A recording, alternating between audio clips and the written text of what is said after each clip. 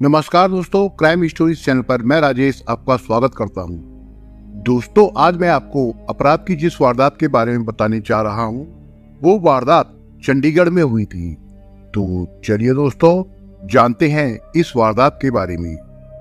Sector 8 की central road से होते हुए वर्णिका कुंडू सेक्टर 7 के पेट्रोल पंप के पास पहुंची तो उसके किसी दोस्त का फोन आ गया। कार को सड़क किनारे रोककर वो फोन सुनने लगी। तभी उसने देखा कि एक एसयूवी पीछे आकर रुकी और उसमें से दो लड़के उतरकर उसकी कार की ओर बढ़ने लगे। सफेद रंग की ये एसयूवी गाड़ी तभी से उसका पीछा कर रही थी जब वो सेक्टर 8 से निकली थी। तब उसने इसे गंभीरता से नहीं लिया था। उस रोज शुक्रवार था और तारीख थी 4 अगस्त 2017। देर रात 12:15 बजे वर्णिका अपनी कार से सेक्टर 8 की मार्केट से पंचकुला स्थित अपने घर जा रही थी। हरियाणा का यह शहर चंडीगढ़ से एकदम सटा है। उस जगह से घर जाने में उसे 10-15 मिनट से ज्यादा का वक्त नहीं लगता था। पहले भी वो करीब करीब रोजाना चंडीगढ़ से पंचकुला इसी तरह अकेली जाती थी। वक्त भी यही होता था। चंडीगढ़ उसे हर तरह से सुरक्षित लगता था, लेकिन उस रात पीछे आने वाले लड़कों का अलग सा अंदाज देखकर उसके मन में अनहोनी की आशंका हुई। उसने फोन बंद करके वहां से कार दौड़ा दी। कार को वहां से भगाते समय उसने फ्रंट मिरर में देखा कि उन लड़कों ने भी जल्दी से अपनी एसयूवी में बैठकर उस कार के पीछे दौड़ा दी। उन्हें देखकर साफ पता चल रहा था कि उन्हें एक अकेली लड़की को देखकर परेशान करने में बहुत मजा आ रहा था। वे बार बार हॉर्न बजाते हुए बीपर का भी इस्तेमाल कर रहे थे। वर्णिका को एक बार की लगा कि वे उसकी कार में टक्कर मारेंगे। उनके हाव भाव से शराब पिए होने की आशंका भी उसे लग रही थी। साथ ही वे गलत इशारे भी कर रहे थे। पूरी तरह चौकन्नी होकर अपनी कार को तेज रफ्तार से भगाते हुए वर्णिका सेक्टर 26 स्थित सेंट जॉन स्कूल के पास उस जगह पहुंच गई जहां लाइट्स की काफी रोशनी थी। उसे लगा कि अगर लड़कों की नीयत ठीक ना हुई तो भी वे भरपूर रोशनी में उसके साथ कोई गलत हरकत करने की कोशिश नहीं करेंगे। वर्णिका ने सोचा कि वहां रुककर उसे अपने घर वालों को सारी स्थिति बता देनी चाहिए ताकि वे लोग उसे लेने वहां आ जाए। लेकिन उन लड़कों को जैसे किसी का कोई डर ही नहीं था। वर्णिका के किसी निर्णय पर पहुंचने से पहले ही उन्होंने भरपूर रोशनी में भी अपनी गाड़ी वर्णिका की कार के आगे लगाकर उसे रुकने को मजबूर कर दिया। उनके इस कृत्य से वर्णिका बुरी तरह घबरा गई, मगर उसने धैर्य नहीं छोड़ा। लगातार हॉर्न बजाते हुए उसने कार को रिवर्स गियर में डाला और वहां से भागने को हुई। तभी उस गाड़ी में से नीली टी शर्ट पहने एक युवक उतरकर अजीब तरह से हाथ पैर हिलाते हुए उसकी कार के पास आ पहुंचा। उसने जैसे ही कार को रोकने की कोशिश की, वर्णिका ने कार रोकने के बजाय उल्टी दिशा में भगा दी और ट्रैफिक लाइट पर पहुंचकर दाईं ओर मोड़ने की कोशिश की। तभी एसयूवी उसके पास से तेजी से निकलकर घूमी और आगे आकर उसका रास्ता रोक लिया। वर्णिका ने होशियारी से काम लिया और कार सेक्टर 26 की ओर घुमाकर मध्य मार्ग पर ले जाने की कोशिश की। उसे यकीन था कि अगर उसकी कार मध्य मार्ग पर पहुंच गई तो वो पूरी तरह सुरक्षित हो जाएगी। लेकिन यहाँ भी लड़कों की गाड़ी ने फिर से उसका रास्ता रोक लिया। इस बार भी पहले वाले लड़के ने अपनी गाड़ी से उतरकर उसे कार रोकने का इशारा किया और वर्णिका की ओर भागा। वर्णिका ने अपनी कार फिर से रिवर्स गियर में डालकर उल्टी दिशा में दौड़ा दी। जैसे तैसे वो मध्य मार्ग पर पहुंचने में सफल हो गई। यहाँ से उसने अपनी कार पंचकुला जाने वाले रास्ते पर दौड़ा दी। इसी बीच वर्णिका ने 100 नंबर पर पुलिस कंट्रोल रूम को फोन करके इस मामले की जानकारी देते हुए मदद मांगी। पुलिस ने उसकी सही लोकेशन पूछी और जल्दी पहुंचने का आश्वासन दिया। इसके बाद कुछ दूर तक एसयूवी नजर नहीं आई। वर्णिका को लगा कि लड़कों ने उसे फोन करते देख लिया होगा और भी समझ गए होंगे कि उसने पुलिस को फोन कर दिया है। अपनी समझ के मुताबिक वर्णिका ये सोचकर आश्वस्त हो गई कि उसका पीछा करने वाले लड़कों ने डरकर रास्ता बदल लिया होगा और पीछे मुड़ गए होंगे। अब एसयूवी उसके पीछे नहीं आएगी। लेकिन ऐसा नहीं हुआ। मिनट भर का अंतराल भी नहीं हुआ था कि वो गाड़ी तेज रफ्तार से वर्णिका की कार के पीछे आती नजर आई। उस वक्त वर्णिका करीब 6 किलोमीटर लंबी सीधी रोड पर थी। इस पूरे रास्ते पर वो गाड़ी निरंतर उसका पीछा करती रही। कार में सवार लड़के उसे रोकने की पूरी कोशिश कर रहे थे। यह स्थिति देखकर वर्णिका को अपना हौसला पस्त होता नजर आने लगा। उसी पुलिस का बेसब्री से इंतजार था। वो सोच रही थी कि अगर वक्त रहते पुलिस ने आकर उन लड़कों को काबू ना किया और वो उनके हत्थे चढ़ गई तो पता नहीं उसका क्या होगा। इसमें कोई शक नहीं था कि उसका पीछा करने वाले लड़कों के इरादे खतरनाक थे। दिमाग में उमड़ती घुमड़ती इस तरह की बातें वर्णिका को परेशान करने लगी थी। फिर अभी ये भी स्पष्ट नहीं हुआ था कि वे लोग इस तरह उसके पीछे क्यों पड़ गए थे। जो भी था, निरंतर 5 किलोमीटर तक वर्णिका ने अपनी कार पूरी रफ्तार से दौड़ाई। उसका पीछा करती वो गाड़ी भी उसी रफ्तार से उसे फॉलो करती हुई उस तक पहुंचने का प्रयास कर रही थी। पंचकुला चंडीगढ़ को जोड़ने वाला हाउसिंग बोर्ड चौक ज्यादा दूर नहीं रह गया था, मगर वहां तक पहुंचने से पहले ही लड़कों ने अपनी गाड़ी और भी तेज कर दी और वर्णिका की कार को घेर कर रोक लिया। इस बार भी पहले वाला युवक दौड़ता हुआ वर्णिका की कार के पास आया और उसकी कार की खिड़की खोलने का प्रयास करने लगा। दरवाजे का हैंडल मजबूती से पकड़कर वो बार बार इस तरह झटक रहा था जैसे उसे तोड़ ही डालेगा। वर्णिका के पास इसके अलावा बचाव का अन्य कोई रास्ता नहीं था कि निरंतर हॉर्न बजाती गाड़ी को फिर से रिवर्स गियर में डालकर वहां से निकलने का प्रयास करे। उसने ऐसा ही किया, लेकिन ये सड़क सुनसान नहीं थी। उस वक्त भी वाहनों की अच्छी खासी आवाजाही जारी थी। जरा सी देर में वहां काफी वाहन एकत्र हो गए, जिसकी वजह से वहां जाम लग गया। वर्णिका की कार के साथ साथ लड़कों की गाड़ी भी घिर गई थी। लोगों को स्थिति मालूम नहीं थी। वे अपने वाहनों से निकलकर इन लोगों को बुरा भला कहते हुए अपनी गाड़ियां वहां से हटाने को कहने लगे। अगर ऐसा हो जाता तो वर्णिका निश्चित रूप से उन लड़कों के हत्थे चढ़ जाती। अभी कुछ ही पल गुजरे थे कि सायरन बजाती हुई एसआर वैन वहां आ पहुंची। इसमें से उतरे पुलिस कर्मियों ने दोनों लड़कों को उनकी एसयूवी सहित काबू में करके थाना ईस्ट पहुंचा दिया। थाने में वर्णिका से लिखित शिकायत लेकर उसे घर भेज दिया। वर्णिका वरिंदर सिंह कुंदू की बेटी थी। वरिंदर सिंह कुंदू हरियाणा में 1986 बैच के आईएएस अधिकारी हैं। कुंदू साहब के बारे में मशहूर है कि अपने पद पर रहते हुए उन्होंने अपना काम पूरी ईमानदारी से किया और वो कभी किसी के दबाव में नहीं आए। अन्याय तो वो कभी सहन नहीं करते थे। पीड़ित व्यक्ति को न्याय दिलवाने के लिए वो बड़े से बड़े शख्स से भी टकराने को तैयार हो जाते थे। शायद यही वजह थी कि वो अब तक 30 तबादलों का दर्द झेल चुके थे, जबकि उन्हें नौकरी में आए अभी कुल 31 बरस भी नहीं हुए थे। इन दिनों वो हरियाणा सरकार के एडिशनल चीफ सेक्रेटरी के पद पर तैनात थे।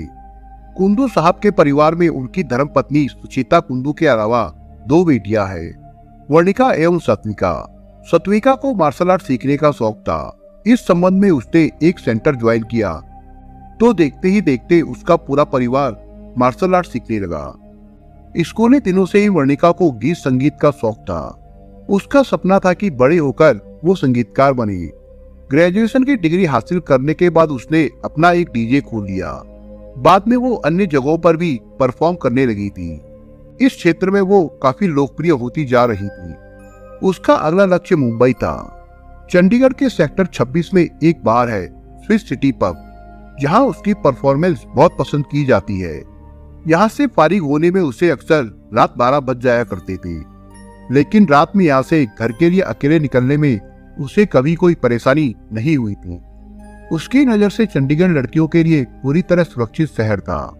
लेकिन 4 अगस्त 2017 की आधी रात में उसकी एक खुशफहमी तब निराशा में बदल गई जब उसे अकेली देखकर 2 लड़के उसके साथ गुंडागर्दी करके उसकी कार रोकने की कोशिश कर रहे थे। ये वर्णिका की बहादुरी भरी होशियारी ही थी कि वो उनके हत्थे चढ़ने से बच गई थी। बदहवासी की हालत में घर पहुंचकर वर्णिका ने अपने साथ घटी इस घटना के बारे में परिवार के सदस्यों को बताया तो उसके पिता वरिंदर सिंह कुंदू उसे अपने साथ लेकर उसी वक्त थाना सेक्टर 26 के लिए निकल गए। उन्होंने अपने एक परिचित वकील को भी फोन करके थाने पहुंचने को कह दिया ताकि पुलिस इस मामले में कोई ढिलाई ना बरत सके। इस बात का अनुमान तो सहज ही लगाया जा सकता था कि जिन लड़कों ने बिना किसी खौफ के इतनी गुंडागर्दी दिखाई थी वो कोई छोटे मोटे अपराधी नहीं हो सकते थे। कुंदू साहब ने सोचा कि पुलिस ने अगर उनके खिलाफ कार्रवाई नहीं की तो उनके हौसले और बुलंद हो सकते हैं। थाने पहुंचकर पता चला कि दोनों लड़के कोई अपराधी ना होकर बड़े घरों के लाडले थे।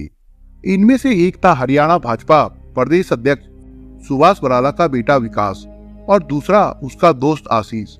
पुलिस ने दोनों के खिलाफ छेड़छाड़ और रास्ता रोकने की कोशिश के अलावा मोटर व्हीकल एक्ट के तहत मामला दर्ज करके दोनों को गिरफ्तार कर लिया था। मगर इन धाराओं के तहत उन्हें थाने से ही जमानत पर छोड़ा जा सकता था।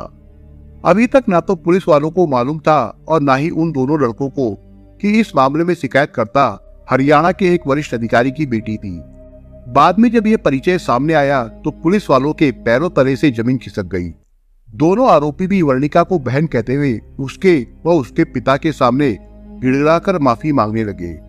इसके बाद वीसी कुंडू के पास क्षेत्र के नेताओं के फोन आने लगे। सभी उन पर दबाव डालकर इस मामले में समझौता करने को कह रहे थे। पुलिस पर भी दबाव था कि समझौता नहीं हो पाया तो जितनी धाराएं लगाई गई है उनसे आगे मत बढ़ना और लड़कों को थाने से ही जमानत देकर घर भेज देना। थाने में अभी यह सब चल ही रहा था कि वर्णिका ने एक और बैठकर अपने स्मार्टफोन के माध्यम से फेसबुक अकाउंट पर इस घटना के खुलासे की पोस्ट डालते हुए अंत में अपना दर्द इस प्रकार से उजागर कर दिया। मुझे नहीं मालूम था कि मेरे साथ क्या हो सकता था। आरोपी मेरे साथ दुष्कर्म करके मेरी हत्या भी कर सकते थे। चंडीगढ़ पुलिस द्वारा तुरंत एक्शन लिए जाने के कारण मैं अपराधियों की शिकार नहीं बनी, मगर हर लड़की मेरी जैसी लकी नहीं हो सकती। इसके बाद वर्णिका ने चंडीगढ़ पुलिस को दिल से धन्यवाद भी दिया, लेकिन फिलहाल मामला ज्यों का त्यों रहा। पुलिस ने दोनों लड़कों का मेडिकल करवाया, जिसमें उनके शराब पीने की पुष्टि हुई। सीआरपीसी की धारा 164 के तहत ड्यूटी मजिस्ट्रेट के सामने वर्णिका के बयान भी दर्ज करवाए गए, लेकिन इसके बाद 5 अगस्त को दोपहर बाद करीब 4 बजे दोनों आरोपियों को थाने से जमानत पर छोड़ दिया गया। ये देखकर हरियाणा की पूरी अफसरशाही वर्णिका के साथ आकर खड़ी हो गई। इन अधिकारियों ने मामला देश के प्रधानमंत्री तक पहुंचाने की तैयारी कर रही थी। सोशल मीडिया पर इस मुद्दे को लेकर अलग बहस छिड़ गई, जिसमें देश भर के आईएएस अधिकारी रुचि लेते हुए अपनी टिप्पणी करने लगे। देखते देखते इस मामले पर राजनीति की रंगत भी चढ़ने लगी। विरोधी पार्टियों द्वारा बराबर से नैतिकता के आधार पर इस्तीफा मांगा जाने लगा। चंडीगढ़ पुलिस की पहले से ही किरकिरी हो रही थी। जमानती धाराओं में केस दर्ज कर अभियुक्तों को थाने से ही जमानत देने पर सवाल उठने लगे थे। कानून के जानकारों का कहना था कि इस केस में किडनैपिंग के प्रयास की धारा 365 और 511 लगनी चाहिए थी। आखिर चंडीगढ़ का ये हाई प्रोफाइल मामला प्रधानमंत्री के नोटिस में भी आ गया। उन्होंने इस घटना पर बेहद नाराजगी जाहिर की। 7 अगस्त को इस प्रकरण पर रोष प्रकट करने के लिए चंडीगढ़ की लड़कियों ने हाथ में बैनर लेकर मुख्य सड़कों पर प्रदर्शन किया। देखते देखते ये मुद्दा न केवल गर्मा गया बल्कि घर घर की चर्चा भी बन गया। शहर के अनेक जिम्मेवार लोग लॉजिक के साथ अपनी अपनी राय देने लगे। 9 अगस्त को सुभाष बराला ने इस प्रकरण पर बात करने के लिए एक संवाददाता सम्मेलन का आयोजन करके पत्रकारों को बुलवाया। प्रेस कॉन्फ्रेंस शुरू हुए अभी कुछ ही मिनट गुजरे होंगे कि सुभाष को किसी का फोन आ गया। उन्होंने फोन क्या सुना कि बिना पत्रकारों से कुछ कहे वे वहां से चले गए। बाद में मालूम पड़ा कि मिनिस्ट्री ऑफ होम अफेयर्स से यूनियन होम सेक्रेटरी राजीव महर्षि के दखल के बाद चंडीगढ़ पुलिस ने विकास बराला व उसके साथी पर दर्ज एफआईआर में किडनैपिंग की कोशिश की धारा 365 और 511 को भी जोड़ दिया है। साथ ही पुलिस ने दोनों को गिरफ्तार भी कर लिया है। इसी सब की सूचना सुभाष बराला को मिली थी। इस दफा पुलिस ने दोनों अभियुक्तों का 2 दिन का कस्टडी रिमांड लेकर उससे व्यापक पूछताछ की। विकास बराला कुरुक्षेत्र विश्वविद्यालय से एलएलबी की पढ़ाई कर रहा था और उसका दोस्त आशीष इसी साल अपनी पढ़ाई पूरी कर चुका था। दोनों का संबंध प्रभावशाली घरों से था और इनकी आपस में बनती भी खूब थी। भले ही इन युवकों पर गैर जमानती धाराएं लगाकर पुलिस ने दोनों को गिरफ्तार करके अदालत से इनका कस्टडी रिमांड ले लिया था, मगर पावर का नशा जैसे अभी भी उनके सर चढ़कर बोल रहा था। पुलिस की पूछताछ में अपने ऊपर लगे सभी आरोपों को नकारते हुए दोनों ने बयान दिया कि विकास बराला को एलांते मॉल से अपने जूते बदलवाने थे, जिसके लिए वो अपने दोस्त आशीष को साथ लेकर गया था। उन दोनों ने सेक्टर 8 की मार्केट की एक वाइन शॉप से बियर लेकर कार में बैठकर एक बोतल बियर पी थी। वर्णिका कुंडू को पहले से जानने की बाबत पूछने पर दोनों ने कहा कि वे उसे नहीं जानते और न ही उन लोगों ने उसका पीछा करके उसे रोकने की कोशिश की थी। लेकिन इस बात को दोनों ने माना कि सेक्टर 7 में उन्होंने वर्णिका जैसी कार पर एक अकेली लड़की को जाते देखा था। सीसीटीवी में साफ दिख रहा था कि तुम लोगों की गाड़ी वर्णिका की कार के पीछे जा रही है। पूछे जाने पर विकास का जवाब था कि उनकी गाड़ी भी हाउसिंग बोर्ड की तरफ गई थी, लेकिन इसका मतलब ये नहीं कि वे उसका पीछा कर रहे थे। मुझे और मेरे दोस्त को यूं ही बलि का बकरा बना लिया गया है। हमने अपराध जैसा कुछ भी नहीं किया, विकास बराला ने कहा। आधी रात में पुलिस ने इन दोनों को साथ ले जाकर क्राइम सीन दोहराया। इससे सारी असलियत सामने आ गई। थोड़ी सख्ती से की गई पूछताछ में दोनों ने अपना अपराध स्वीकार कर लिया। पुलिस ने इस केस में विकास को मुख्य अभियुक्त और उसके दोस्त आशीष को सह अभियुक्त बनाया। पुलिस की व्यापक पूछताछ में जो कुछ विकास ने बताया वो कुछ इस तरह से था। दरअसल किडनैपिंग हमारा मकसद किसी भी हाल में नहीं था। हम लोग अपनी गाड़ी में बैठे बियर पी रहे थे। इतने में एक कार हमारे पास आकर हल्की सी स्लो हो गई और उसमें बैठी लड़की ने हमारी तरफ देखा। आशीष ने कहा, लड़की देख कर गई है, गाड़ी उसके पीछे लगाओ। मैंने गाड़ी उस कार के पीछे लगा दी। दरअसल हम सिर्फ लड़की की शक्ल देखना चाहते थे, जानना चाहते थे कि वो जान पहचान की तो नहीं है। लड़की घबरा गई और नशे में हमें भी पता नहीं चला कि आखिर हो क्या रहा है। इसके बाद हम कभी लड़की की कार के आगे अपनी गाड़ी लगाते रहे और कभी पीछे। लड़की घबरा गई और नशे में होने की वजह से हमें भी इसका इल्म नहीं था। कस्टडी रिमांड की अवधि समाप्त होने पर पुलिस ने दोनों को ड्यूटी मजिस्ट्रेट गौरव दत्ता की कोर्ट में पेश करके न्यायिक हिरासत में जेल भेज दिया।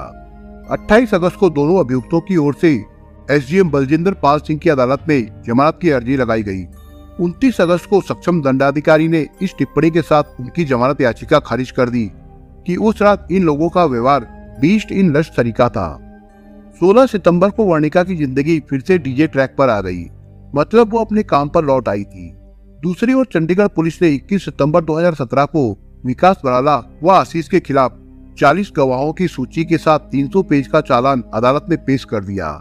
ये चालान धारा 341, 354 डी, 365, 511 और 34 के अलावा 185 मोटर व्हीकल एक्ट के तहत दाखिल किया गया।